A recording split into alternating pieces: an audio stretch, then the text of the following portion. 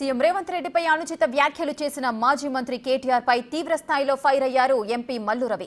కేటీఆర్ వ్యాఖ్యలతో ప్రజల్లో తిరుగుబాటు వచ్చి ఏదైనా జరిగితే దానికి ప్రభుత్వం బాధ్యత వహించదన్నారు. ఇకపై సీఎం రేవంత్ రెడ్డిపై కాంగ్రెస్ నేతలపై కేటీఆర్ అనుచిత వ్యాఖ్యలు చేస్తే ఊరుకునేది లేదన్నారు మల్లు రవి.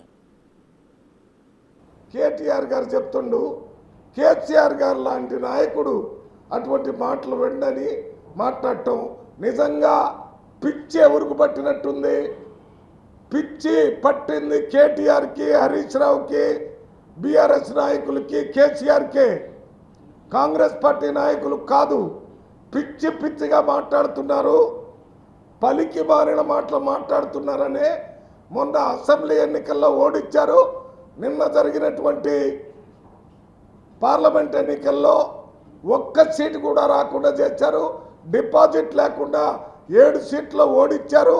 ఇప్పటికి కూడా సిగ్గు లేకుండా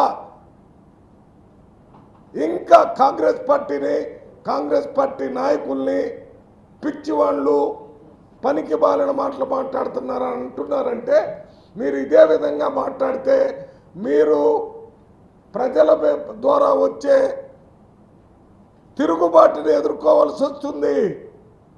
ప్రజలు తీవ్రంగా స్పందించి మీ మీద దాడి చేస్తే ఇప్పుడున్నటువంటి ప్రభుత్వం, ముఖ్యమంత్రి లేక ఉప ముఖ్యమంత్రి, మంత్రులది బాధ్యత కాదు, మీదే. మీ మీద జరిగిన దాడికి మీరే బాధ్యత వహించాల్సి ఉంటుంది.